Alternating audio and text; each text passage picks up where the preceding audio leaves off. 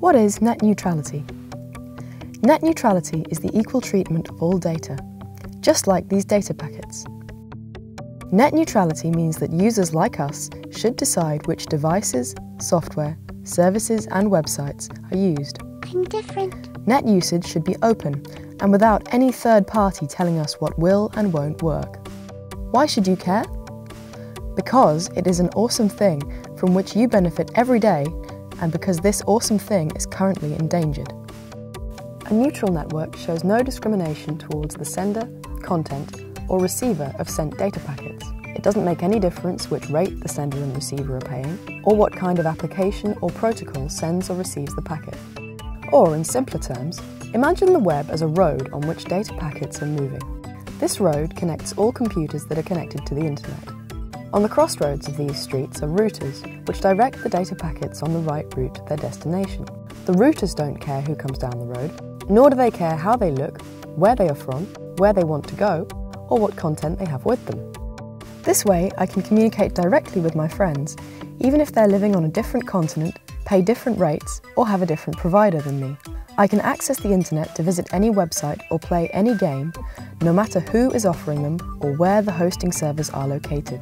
I can watch any video or read blogs from all over the world, and I can take part in initiatives and open source projects. I can do all this whether I'm using a tablet, laptop, PC, or mobile device to access the internet.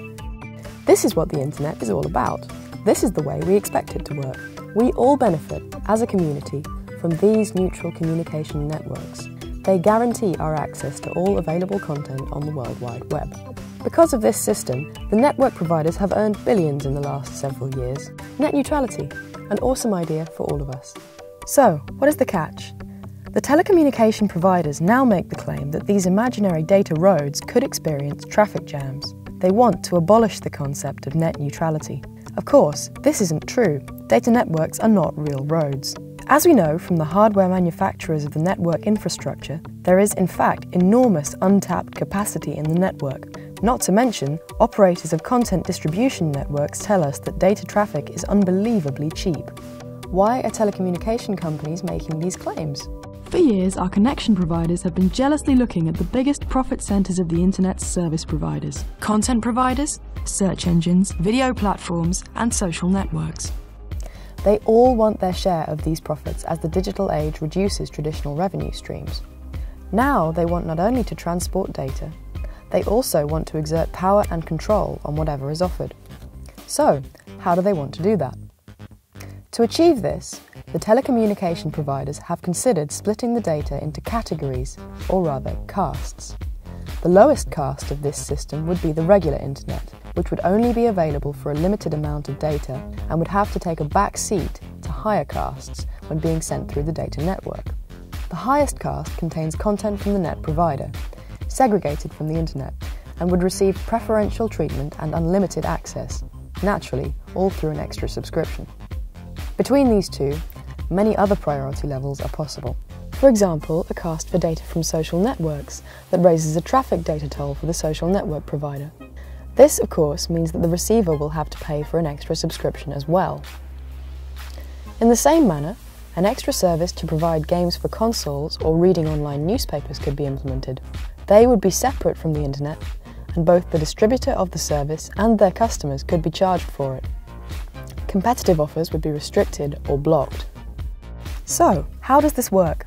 Let us go back to imagining the data network as roads. The router, which originally directed data to the right route, would be upgraded with toll stations that scan through the data packets and separate them by castes. Depending on the caste, the data packets could use a special road that was separated from the main road in order to reach their destination faster. However, if the toll was paid for data of a lower caste, they would have to use the slower, regular road.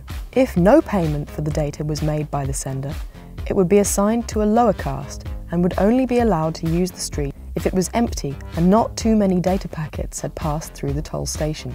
Should the data packets be part of programs, services, content, or senders that were not liked by the telecommunication provider, they would be slowed down excessively, sorted through, and possibly even destroyed.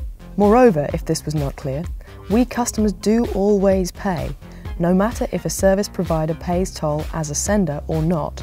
Therefore, our data traffic might get limited, and we would have to pay for more data traffic subscriptions. So, what does this mean? Non-commercial services and community projects, like Wikipedia for example, could not afford this cast toll and would have limited availability, or not be available at all. Direct communication with friends and acquaintances could be filtered or blocked as a rival to established models of service and commerce. Once such a control and filter infrastructure is introduced and established, filtering and discarding of unwelcome data, like competitive offers or services, could be done easily. Filtering opinions, information, or political viewpoints is just a small change in the system settings. What if we let infringement of net neutrality happen? Such a process is very difficult to reverse, if it's possible at all. We would lose the richness of the internet, the variety of options through which we shape the net. We would lose much content, because providers cannot afford the toll of the telecommunication enterprise anymore. We would lose the free competition, and by this, the release of new services of smaller companies or community projects. The free access to content and information that we currently enjoy would be gone.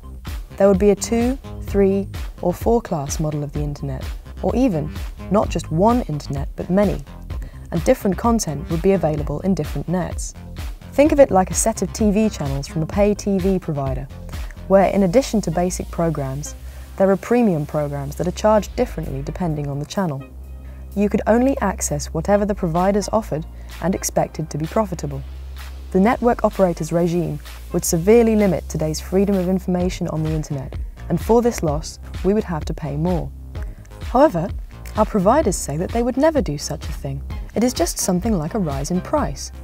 But of course, the telecommunication providers have been proven to lie right to our faces when making arguments against net neutrality.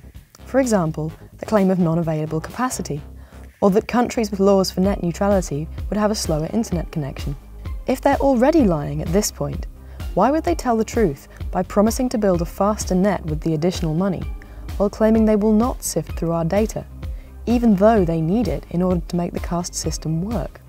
How can they possibly keep the richness and the competition with such a system? Therefore, protest with us.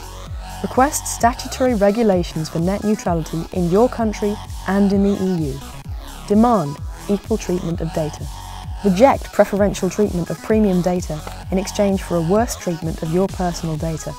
Stand up against network locks and an artificial deceleration. Fight for a free and open communication network, which we together as a community benefit from. Demand non-manipulated data traffic. Reject the discrimination or prioritizing of data, no matter what the reason. Nobody has the right to be snooping in our traffic. Nothing justifies it.